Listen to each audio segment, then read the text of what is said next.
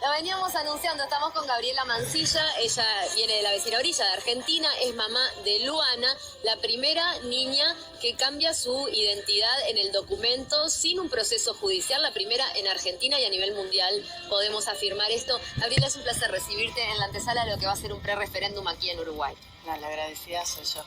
Gracias. Gabriela, para conocer un poco tu caso, vos comenzaste a detectar desde bien temprana edad esta incomodidad con el género que tenía tu hija.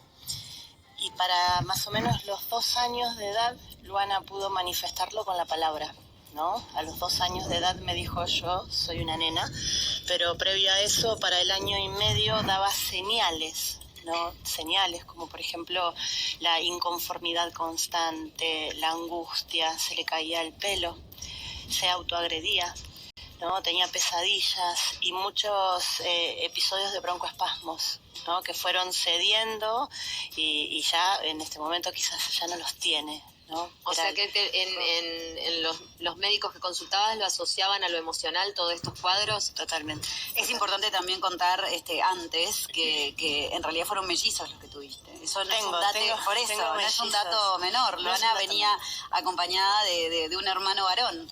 Elías. Se llama Elías. Y ahí de esa forma pudiste notar enseguida la diferencia. Tal vez el hecho de tener a otro hijo de la misma edad te dabas cuenta de que había algo que era distinto. Claro. Y es que eran polos opuestos, tenían gustos diferentes y en realidad cuando una persona está embarazada se le asigna un género a las personas por su genitalidad, ¿no? Entonces a mis hijas se le asignó el género masculino a ambos y armar toda una vida en base a eso, ¿no? Los juegos, los colores, la vestimenta, el nombre y todo el contexto de donde se mueven las niñas, niños, niñas. Y era lo mismo para los dos. En cambio, uno de ellos mostraba una inconformidad constante, llanto, todo esto que te venía diciendo, y realmente no sabíamos qué le pasaba.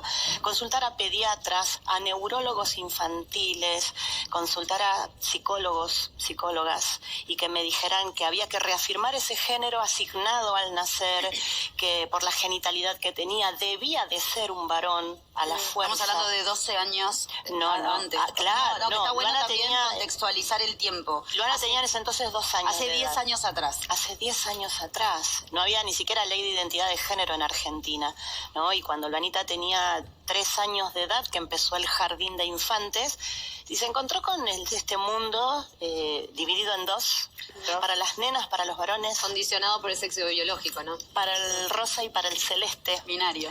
Hiciste una consulta además en un momento con una psicóloga que te recomendó no incentivarla con juguetes que pudieran acercarlo a lo femenino, ¿no? No solo no incentivarla, prohibirle, reprimirle, quitarle, sacarle, esconderle. No podía tocar esta criatura absolutamente nada que estuviese asociado con el mundo estereotipado femenino. Como si hubiera una adicción. Sí, estamos hablando en ese caso de carritos de bebés, que después los hombres son padres más adelante. Estamos hablando de juegos de cocina, que cuántos chefs conocemos además. Como que también hay mucho prejuicio con determinado tipo de juguete. Claro, pero iría por otro lado, ¿no? La construcción identitaria no es solamente poder jugar con lo que no está asignado para mi género, sino poder ser, y no se elige, son sentires, no es algo que una criatura pueda elegir, porque está muy bueno decirlo, se descalifica inmediatamente la edad de una persona y decir, bueno, a esa edad, 2, 3 años, no puede elegir, no sabe qué elegir, no se trata de una elección, ustedes eligieron ser mujeres, entre comillas, a los 2, 3 años de edad, no, es un ir siendo, un devenir constante de sentires en la persona que conforman la construcción de la identidad, por fuera de la genitalidad. Lo que pasa es que tenemos una cultura, por lo menos en Argentina, y me parece que en la mayoría de los países del mundo, biologicista, ¿no? Que esa genitalidad va a determinar tu rol dentro de la sociedad, cómo vas a expresar ese género dentro de la sociedad. Estamos todas peinadas, con cabello largo, maquilladas, eso es un estereotipo de género femenino. ¿Cuándo te diste cuenta que podía tratarse de que ella rechazara su sexo biológico y se identificaba con otro género? ¿En qué momento te cae la ficha como mamá decir lo que le está pasando es esto? Es que no rechaza su sexo biológico. Acá hay algo muy importante para decir. La persona obviamente que estamos aprendiendo un montón, Sí, porque sí. tú estás hablando con Sí. un testimonio tan seguro y tan firme, que no, pero aunque pasó hace 10 años atrás, aún ahora estoy segura que así como te escuchamos nosotros, la gente te está escuchando, Tal cual. y está aprendiendo, y hay que entenderlo también. Por eso quiero dejar en claro algunas cosas que quizás tenemos equivocadamente armadas para dentro del colectivo trans travesti dentro de la infancia, por ejemplo, ¿no? Por lo menos hablo de mi situación particular. Yo no le digo caso, porque lo caso, ¿viste? Esa palabra caso es patológico, clínico, policial. Hablo de experiencias, ¿no? Es mucho más respetuoso hablar de experiencias.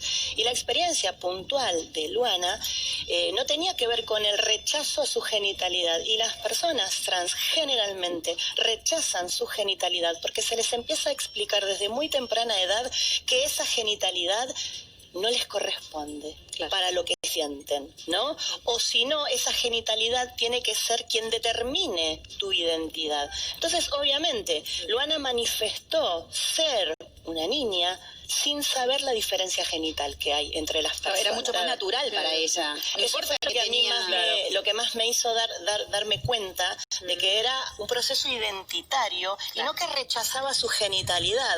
Nos les enseñan a las personas trans que esa genitalidad ahí no va. Entonces es inmediato el rechazo, que Luana también lo vivió. Luana también lo vivió. Luana rechazó su genitalidad durante mucho tiempo y hoy no es así. Hoy ama el cuerpo que tiene y hoy se ama a sí misma después de muchísimo trabajo, muchísimo amor, muchísimo acompañamiento. Ama su genitalidad, se sabe travesti, se sabe trans, se sabe con pene, se sabe una feminidad con pene y está feliz como está. Gabriela, me imagino que vos también al acompañar a tu hija en toda esta experiencia habrás aprendido un montón. ¿Qué pasa con el papá de Luana? Y la palabra papá también es un rol que tenemos que deconstruir, ¿no? Papá no es quien te engendra, no sé cómo decirlo, no es tu progenitor. Sí, el biológico, ¿no? ella te preguntó por el biológico, Claro. pero... Entonces, mira, para mis hijas, para mi hija y para mi hijo es muy importante ni siquiera ponerle ese rol porque ellos mismos han decidido llamarlo progenitor. Bien. ¿No? Porque el rol de padre no lo cumplió, entonces ponerle papá es demasiado. ¿Lo cumplió alguien que sí aceptó todo lo que le pasaba a tu hija? Es que no sé si es importante tampoco. No te digo si es importante o no, te pregunto si alguien lo cumplió o vos sola estuviste con tus dos hijos. En el proceso de Luana estuve sola con Luana y con Elías, sí. Y la verdad es que es un fiel hijo del patriarcado, el progenitor, ¿no? ¿Viste estas personas machistas, muy obedientes a este sistema patriarcal? Y lo primero que hizo, además de haberlo hecho durante todo el tiempo del embarazo y todo, fue abandonar esta situación. Pero no por Luana, no por tener una hija trans, porque si no, no hubiese firmado para que Luana tuviese su DNI en este momento. Claro. Sino que, bueno, no pudo con esta responsabilidad que se les justifica no tenerla a masculinos y abandonó, como hacen la mayoría de Tal vez mañana se arrepiente. ¿Te parece que sería tarde para la lucha de tu hija? No sería quien... Primero que Luana no necesitó a su progenitor para luchar por su identidad. No, pero bueno. Pero eso lo decidirán mis hijas cuando sean más grandes, ¿no? Ahí acompañar también es acompañar en sus deseos, sus amores, sus sin vínculos. intervenir tampoco, claro. Apoyando siempre. Gabriela, veo que tú utilizás el lenguaje inclusivo. Ay, sí. Sí, allá se usa muchísimo también el lenguaje. ¿Por qué te parece que es importante utilizarlo, a tu entender? Primero, para romper esta estructura binaria.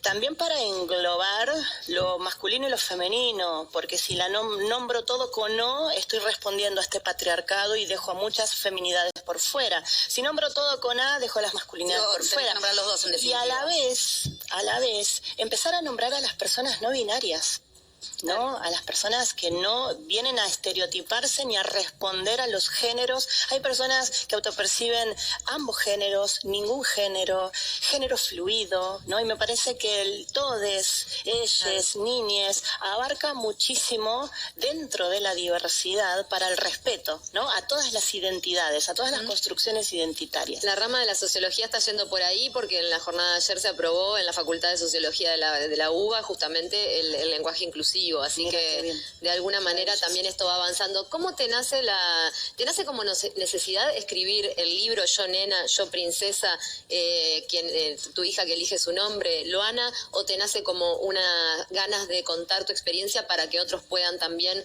inspirarse y darle el espacio necesario a las personas que se sienten como tu hija? Mira, nace de muchísimas cosas, ¿no? O sea, intentar dejarle un mensaje a Luana. Primero que empecé a escribir el libro, que te lo doy. Sí, lo mostramos. Primero que son 2 los libros que escribí. Yo Nena, Yo Princesa, Luana, la niña que eligió su propio nombre. Aquí tenemos el libro escrito por Gabriela sobre la experiencia de acompañar a su hija en este proceso. ¿Es un dibujo de Luana? Es un dibujo de Luana real. Después de que le dieron el DNI, Luanita dibujó eso en la escuela. A los 4 años me dijo, no me llamo como vos me estás nombrando, ponele cualquier nombre, Roberto. No me llamo Roberto. ¿Cómo apareció Luana? Luana creo que lo sintió muy profundo por otra niña que había en el jardín que se llamaba Luana y que tenía ese cabello largo que ella tanto deseaba y que quizás se identificó con esa niña, no lo sé, habría que cuando sea mucho más grande preguntárselo a Luana, pero a los 4 años de edad me dijo, no me llamo Roberto, me llamo Luana, y venía sosteniendo esta construcción femenina desde los 2 años. Entonces, cuando a los 4 años de edad me dice, me llamo Luana, y si no me decís Luana, yo no te voy a contestar. Estaba en salita de 3, ya para pasar a salita de 4. Sí, súper llamativo para lo chiquitita que era. Vos sabés que tiene que ver muchísimo con la construcción del yo. Es la edad adecuada en que las personitas empiezan a diferenciarse. Primero, para decir quién no soy, y después decir quién soy realmente. Cuando ya no hablan del nene, de la nena cuando si una niña años, ¿no? de 3 años de edad dice que es princesa y tiene vulva, está bien, ¿no? Sí, pero si una niña dice que es princesa y tiene pene, está mal. Entonces, esta construcción identitaria es en la edad que corresponde, en la edad en la que todas las personas empiezan a manifestar el yo. Pero ¿qué pasa? Esta genitalidad que le decía que era un Roberto era lo que impedía que Luana pudiese estar bien. ¿Cómo te fue con el centro educativo que la mandaste? O sea, que eso debe haber sido un capítulo aparte. La cara que merece. Y bueno, primero que no hay herramientas. El sistema educativo tiene esta formación binaria, biologicista, machista, patriarcal, dividida en 2, este binario dicotómico que está en todo lo que nos rodea. Y no sabían qué hacer. Realmente confundieron. ¿Desde la humildad o sentiste la incomodidad? No, hay mucha incomodidad. Esto genera muchísima incomodidad, miedo, no saber qué hacer, genera rechazo, ¿no? Porque no hay el cuerpo de una niña, un niño trans, no está en un libro. O sea, el cuerpo de mi hija hoy no está en un libro. No hay una feminidad con pene que habilite y legalice esta construcción de su identidad. Entonces, lo primero que hace el sistema de educación es expulsar. No hace falta ser violento para expulsar, negar, invisibilizar, decirte que no con el mayor de los respetos, es negar tu derecho fundamental, primario, básico, que es el derecho a la identidad. Es el primer derecho de los derechos del niño, el derecho a la identidad. Y Luana, cuando lo pudo expresar, realmente no pudieron escuchar. Pero cuando llegamos a la comunidad homosexual argentina, por el año 2011, la licenciada Valeria Paván me dijo simplemente, déjala ser. Es la que escribió. Claro, déjala ser. En el libro. Déjala ser. Y ese déjala ser, ¿viste? Conlleva que toda la familia se deconstruya, el primer entorno social de Luana se deconstruya, la escuela, llevarla al médico, ¿no? Todo lo que tiene que ver con el sistema de salud. Y cuando se aprueba en Argentina la ley de identidad de género, que se aprueba en mayo del 2012, miramos el artículo 5 de nuestra ley. El artículo 5 de nuestra ley habilita que cualquier menor de edad, dando su consentimiento y basándose en la capacidad progresiva e interés superior del niño, puede rectificar su partida de nacimiento con su sola voluntad, ¿no? Manifestándolo. Y ambos, representantes legales, que son su padre y su madre, y un abogado que represente al niño, se puede rectificar esa partida de nacimiento. Nosotros acá estamos en el preámbulo, como decíamos, de un pre-referéndum para derogar una ley integral para las personas personas trans, que fue aprobada y que tiene mucho que ver también con la cobertura sanitaria que tienen las personas que están pasando por procesos de transformación de identidad de género. ¿Qué opinás de los bloqueadores de hormonas, por ejemplo, si bien no estás tan adentrada en la realidad de aquí, que ha sido uno de los artículos bastante polémicos de esta ley, lo que es hormonización, bloqueadores de hormonas? Luana los usa, ¿qué Allá estamos igual. Primero que yo no hablaría de una transformación. Hablamos de una transición, ¿no? Transicionar de un género a otro estereotipadamente. Nada más. El transicionar no significa transformarse, que queda como si fuera una persona primero y otra después. Tal cual. Y bueno, hay que irse corrigiendo la terminología también, ¿no? Allá en Argentina somos... Primero que después del libro, Yo, Nena, Yo, Princesa, como para contextualizar, ¿no?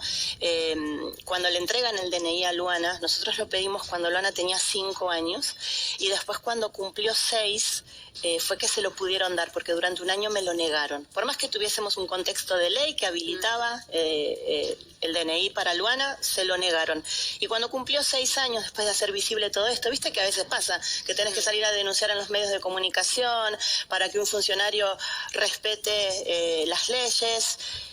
Logramos hacer visible la situación esta del negar la identidad y de la construcción a muy temprana edad, de que todas las personas trans travestis fueron niñas, niños en algún momento y que se les negó este abrazo, esta contención, este amor, y surge la idea de publicar el libro Yo, Nena, Yo, Princesa, por esto que vos decías, ¿no? Quizás podíamos ayudar a otra niña u otro niño que estuviese en su casa no siendo escuchado, por ejemplo. Y Luana fue y es la primera niña que lo logró en todo el mundo. O sea, un cimbronazo enorme y un llamado de atención hacia las violencias recibidas por el colectivo trans travesti, que hoy en día, por ejemplo, en Argentina todavía tiene un promedio de vida de 35 años, un índice de suicidio del 40%. Sí, entonces, las cifras son muy parecidas en ambos países y es muy preocupante, desalentador, desesperante para una mamá saber que tenés una niña que está dentro de una expectativa de vida por violencia, discriminación e ignorancia de la sociedad de 35 años de edad. El libro Yo, Nena, Yo, Princesa explotó, pero no solo explotó en Argentina, explotó en muchísimos otros países. Por ejemplo, en Italia ya está traducido. Fue traducido entonces. ¿No? Io Principessa, claro, se va a traducir al inglés y al francés. Va por la 10ª reimpresión. Tiene un montón de declaraciones de interés cultural allá en Argentina. Y da lugar al segundo libro, que es Mariposas Libres, porque pude armar una fundación, una asociación civil que se llama Infancias Libres, y he acompañado a más de 150 familias de niñas, niños y adolescentes trans. Hay una realidad ahora, pero ¿qué pasa? Lo que vos me preguntabas, el sistema de salud hoy, ¿qué ofrece? Estos bloqueos de la pubertad. Con Luana hicimos estudios, análisis de sangre, preparándonos para este momento prepuberal, y pudimos llegar a entender, después de tanto trabajo, que no hay que corregir un cuerpo, que no tienen un cuerpo equivocado, que es el cuerpo que ella tiene. Ella no es mujer como ustedes, ella es transgénero. A lo sumo, cuando se identifique, quizás me pueda decir que es trans o que es travesti. Por el momento ella me dice que es travesti. En Argentina la palabra travesti reivindica el derecho, el orgullo a la identidad y a la propia construcción. Entonces, decir que es travesti es un orgullo, ¿no? Y el tema de los bloqueos... Cuando vos te pones a analizar hacia dónde lleva la salud de nuestros hijos y nuestras hijas los bloqueos de la pubertad, es sumamente preocupante. Primero porque volvemos otra vez a encajar los cuerpos en el binomio biológico. Claro. Mujer, vulva, varón, tenés que pene. así, claro. Si te sentís, si sos mujer, porque acá no, sentir, si sos, parecete. Claro. Si no te pareces, no.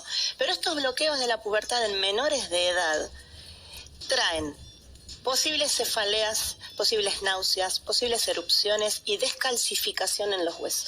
Mira, reduce, discúlpame, es muy importante, 10 centímetros de la estatura te puede reducir en plena etapa puberal y en pleno crecimiento. O sea, tiene consecuencias físicas. Y se detiene el crecimiento de los genitales. En las masculinidades trans, nuestros varones trans, menores de edad, les detiene la menstruación. Entonces yo les pregunto a ustedes, pongámonos a analizarlo. Una persona con vulva que se le detiene la menstruación durante 4 o 5 años de su vida. Sí. ¿Es saludable? No, suena perverso, No, suena claro. de menguele, o sea, no. En coincidencia con lo que dice ella, los profesores de endocrinología de la Facultad de Medicina emitieron un comunicado recientemente para que la población entienda, diciendo también que la gran mayoría de los menores trans se realinean con su sexo biológico una vez pasada la pubertad. O sea, está la crisis que pasa cualquier persona en la pubertad de transformación física, claro, que puede de repente generar ciertos rechazos o no, pero que cuando es acompañado con amor, como en este caso, esta transición de la que estamos hablando, también la persona termina aceptando su cuerpo, como todos los individuos debemos aceptarnos y como somos.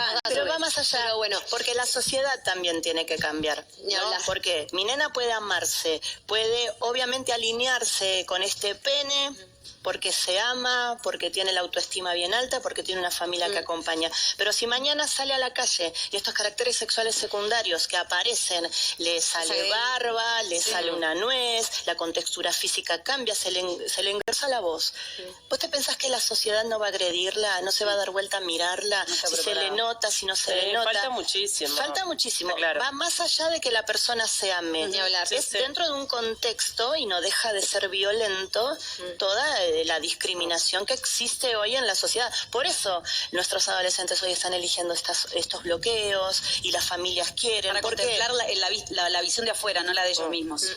Gabriela Mancilla, ha sido un placer tenerte en nuestra mesa. Muchísimas gracias por tu punto de vista y por estos libros que también acompañan a personas que están pasando por las mismas transiciones con las dificultades que conlleva en el mundo de hoy. La verdad ha sido un placer. Gracias. Gracias. Cambiamos de tema y es momento de presentar el